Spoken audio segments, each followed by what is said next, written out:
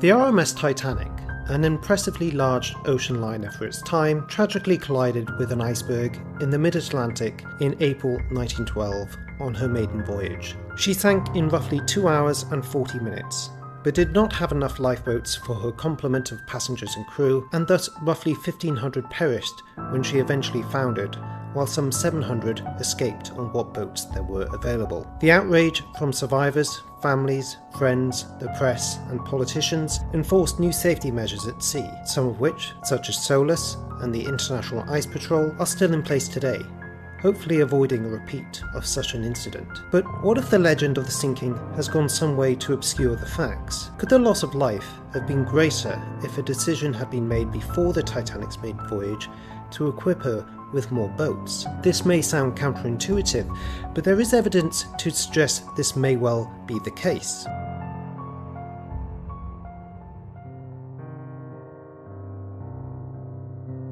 The Titanic was equipped with 20 lifeboats in total, which included 14 wooden boats with a capacity of 65 persons each, 2 cutters for 40, and 4 collapsible Engelhardt boats which could accommodate 47, altogether providing for a potential of 1,178 individuals if all boats were loaded to capacity. The Titanic, however, was certified to carry 3,547 passengers and crew, although far less than this would embark on her fateful first journey. So how do we account for this significant discrepancy between ship capacity and lifeboat capacity? To understand what to a modern perspective would be a blatant disregard of the health and safety of those on board, we must consider the following aspects to contextualise this matter further. Number 1. The lifeboat stipulations in place leading up to 1912. 2. The decision-making process which led to the insufficiency on board the Titanic.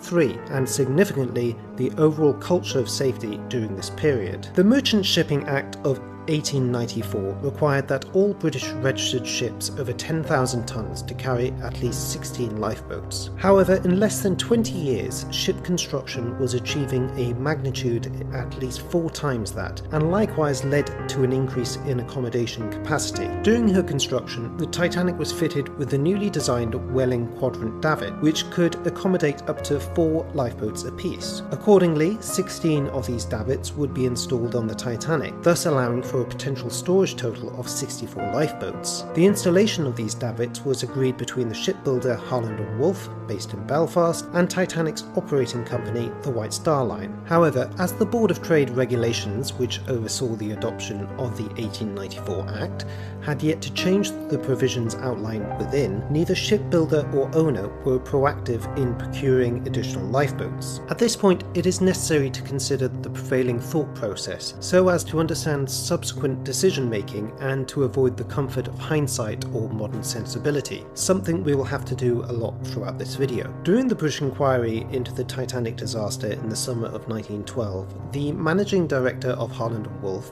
Alexander Carlisle, was pressed on this decision not to fully equip the Titanic with enough lifeboats, and his response perhaps gives an insight to the thinking of the time. Question: whose business is it to know about the lifeboats? Answer: it is the owners.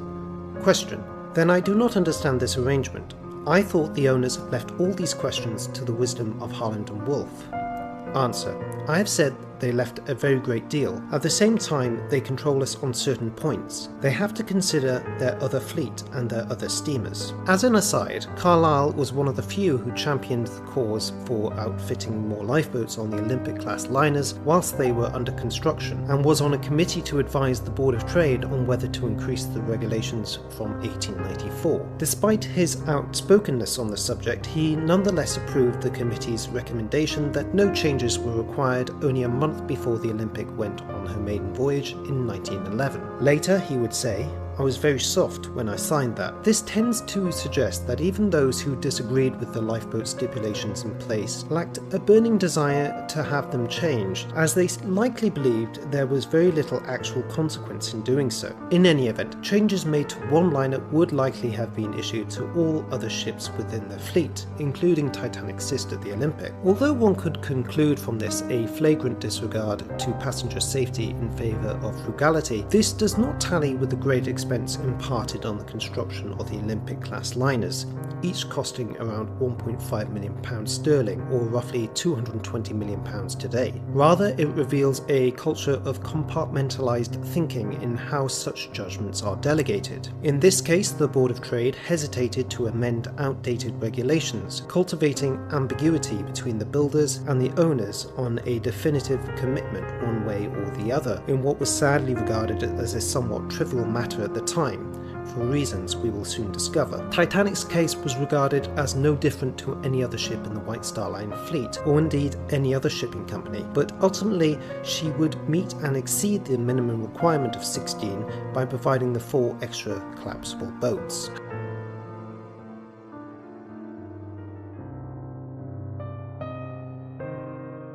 Having established the regulations and the decision-making process, or lack thereof, we must also consider the expectations of Edwardian transoceanic safety measures to make any objective assessment possible. A fundamental attitude of the era was that sea travel had become inherently safe due to a combination of watertight compartmented design, the sheer size of ocean liners, and the very real concern that superfluous lifeboats could hinder rescue attempts and induce undue concern upon passengers. Concepts such as safety redundancy would not carry the same weight as they do today. It was generally regarded that a ship decked with lifeboats would not allay passenger concerns, but in fact would likely do the opposite. John Bernard Walker would write sardonically in the wake of the sinking on the contemporary attitude to lifeboats leading up to the disaster. The long white line of boats, conspicuous on each side of the upper deck of a large passenger ship, is in a certain sense a confession of failure, an admission on the part of the shipbuilder that in spite of all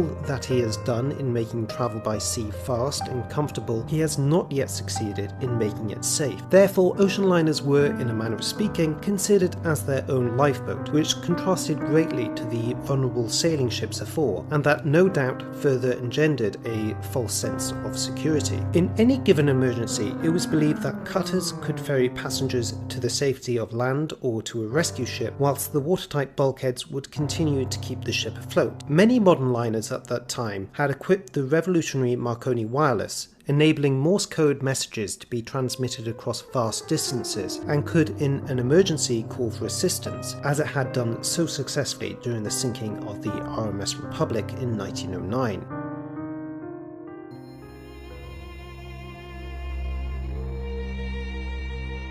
The fundamental question remains, however, would additional lifeboats have made a difference during the sinking?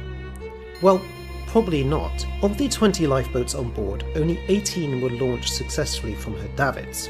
The first at 12:45 am, shortly after the order was given to abandon ship, and the last at approximately 2:05 am. Soon after, the Titanic plunged downwards rapidly, and the 2 remaining collapsible boats were floated off somewhat haphazardly. All the while, an overwhelmed crew battled a combination of considerable factors. The bitterly cold elements must have made the operating of falls and ropes arduous. The venting boiler steam negated effective crew communication, and overall passenger reluctance to enter the boats slowed the process down considerably. Much has been said regarding the lack of lifeboat training for the crew preceding the sinking, and it is contested if further drills would have made a difference to the survival rate. According to Walter Lord, however, there had been no boat drill. The passengers had no boat assignments. The crew had assignments, but hardly anybody bothered to look at the list. Now they were playing it strictly by ear. Yet somehow the crew seemed to sense where they were needed and how to be useful. The years of discipline were paying off. Yet one can only imagine the scenario for the passengers on board. To regard these open-top wooden boats which hung precariously up to 60 feet above the waterline, each having to be manually released down into the lifeless darkness below, only a slight crew mishap away from causing the falls to run askew, and then the panic-stricken contents would cascade into the frigid abyss. It is little wonder that many passengers initially refused to leave the deceptive comfort of the great liner. What's more, Second Officer Charles Lightoller would would state that he was short-handed when it came to the necessary deck crew required, and as such it is a considerable achievement that all boats were eventually released in time. The already challenging process could have been exacerbated further by the presence of additional boats. The congestion of limited deck space due to a perfunctory nesting storage method used by many shipping lines after the disaster as an expedient means to maximise lifeboats, usually of poor quality I would add, would have no doubt restricted quick access to these boats already swung out and waiting.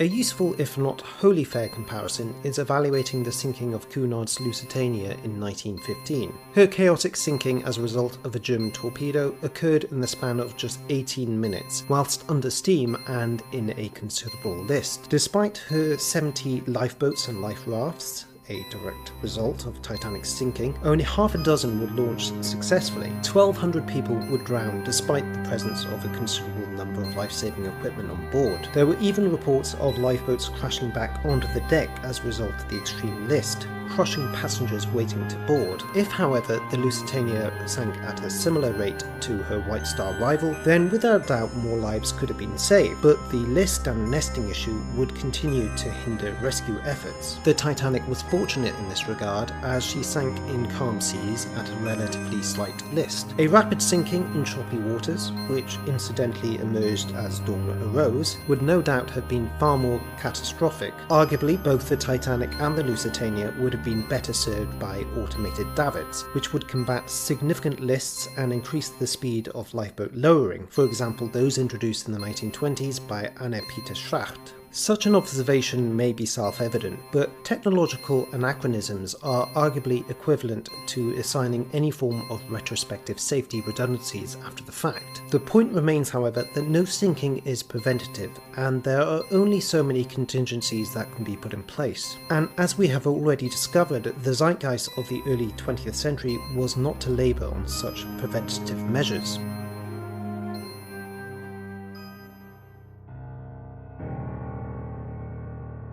Lifeboat provision can only be assessed objectively alongside factors such as the improved organisation, storage and deployment of said boats, but also other considerations including ship design, safety culture and technological disparity. If the Titanic had more lifeboats, if she had automated davits, and if she had been provided with a better resource crew, then yes, far more people would have been saved. But why stop there? If the watertight bulkheads ascended further up the decks, or if the Titanic had been constructed with a double hull, then she would have remained afloat until rescue arrived, or not sunk at all. Context is crucial in the study of any historical event, and the sinking of the Titanic is a tragedy which shaped how we approach safety, not just at sea, but in many other regards. One direct consequence is ensuring that enough life-saving equipment is available on all modern ships, just in case a scenario arises in which they are needed. The Titanic, though, wasn't an outlier in terms of safety recommendations and considerations for the era, and she was unlucky to fall victim to nature's force majeure. Lifeboat capacity, or lack thereof,